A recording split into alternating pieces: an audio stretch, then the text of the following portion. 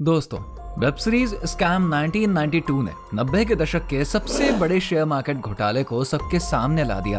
ये कहानी है हर्षद मेहता की, जिसे कि लोग स्टॉक मार्केट का बेताज बादशाह कहते थे। कुछ उसे मार्केट का अमिताभ बच्चन भी बुलाते थे। कहा जाता था कि हर्षद जिस शेयर को छू लेता था ना, वो सोना बन जाता था। लेकिन एक दिन सच सामने आया कि यह बादशाह असल में एक बड़ा ठग था। उसने 5,000 करोड़ रुपए का घोटाला किया, जो कि आज तक का भारत का सबसे बड़ा स्टॉक मार्केट स्कैम माना जाता है। आज हम ये जानेंगे कि हर्षद मेहता ने ऐसा क्या किया कि पूरा देश हिल गया।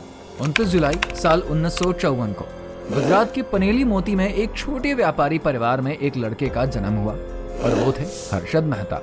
उनके पिता शांतिलाल मेहता टेक्सटाइल का छोटा मोटा बिजनेस करते थे। जन्म के कुछ साल बाद परिवार मुंबई आ गया, लेकिन वहां पर बिजनेस नहीं चला। फिर वे छत्तीसगढ़ के रायपुर शिफ्ट हो गए। रायपुर में ही हर्षद का बचपन बीता और स्कूल की पढ़ाई हुई। उन्हें क्रिकेट का शौक था, लेकिन पढ़ाई में कुछ खास नहीं कर पाए। स्कूल के बाद वो फिर से मुंबई लौटे और साल 1976 में लाला लाजपत राय कॉलेज से बीकॉम की डिग्री प्राप्त करी। पढ़ाई के साथ साथ उन्होंने सीमेंट और रजाइयां बेचने जैसे छोटे मोटे काम भी किए। हर्षद की जिंदगी तब बदली जब उसने न्यू इंडिया एश्योरेंस कंपनी में नौकरी शुरू करी। यहाँ से उसकी दिलचस्पी स्टॉक मार्केट में जगी। साल 1981 में उसने नौकरी छोड़कर प्रसन्न जीवन दास मेधा सिक्योरिटीज नाम की ब्रोकरेज फर्म को ज्वाइन किया। यहाँ पर उसने प्रसन्न को अपना गुरु माना और स्टॉक मार्केट की बारीकियां सीखी। उनका दिमाग इतना तेज था कि वह जल्दी ही मार्केट का मास्टर बन गया। साल 1984 में उसने अपने भाई के साथ grow more research and asset management नाम की एक कंपनी शुरू करी और बॉम्बे स्टॉक एक्सचेंज यानी कि BSE में ब्रोकर की मेंबरशिप ली। यहाँ से उसका असली खेल शुरू हुआ।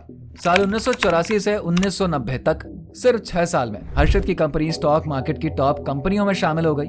वो जिस शेयर में पैसा लगाता उनकी कीमत आसमान छूने लगती। मिसाल के तौर पर उन्होंने कंपनी के शेयर की वैल्यू 200 रुपए से 9,000 रुपए तक पहुंचा दी।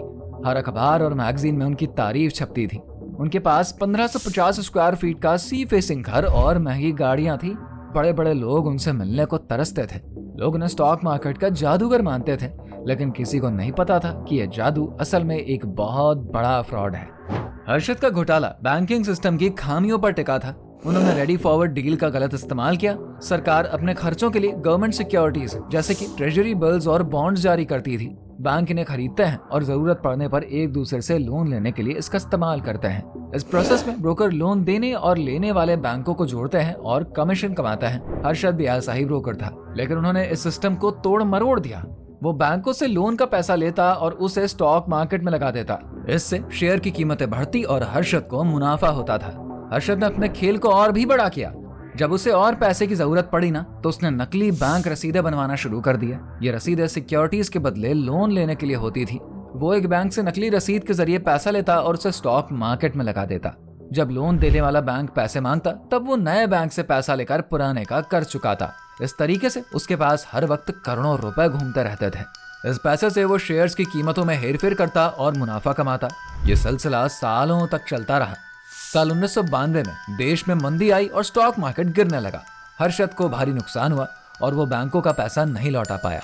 23 अप्रैल 1992 को टाइम्स ऑफ इंडिया की जर्नलिस्ट सुचेता दलाल ने अपने कॉलम में इस घोटाले का खुलासा किया। इसके बाद सबूत जुटने शुरू हुए और हर्षद के सारे राज खुल गए। 9 नवंबर 1992 को CBI ने उसे और उसके भाइयों को गिरफ्तार कर लिया। उसके खिलाफ 600 सिविल सूट और 70 क्रिमिनल केसेस दर्ज हो गए और इस घोटाले की रकम 5,000 करोड़ रुपए थी, जो कि उस वक्त बहुत ही बड़ी थी।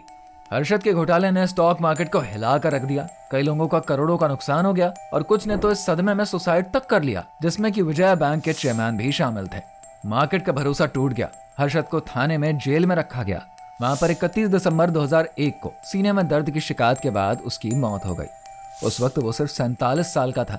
उसकी मौत तक सिर्फ एक केस में उसे दोषी ठहराया गया, जिसमें 5 साल की सजा मिली थी।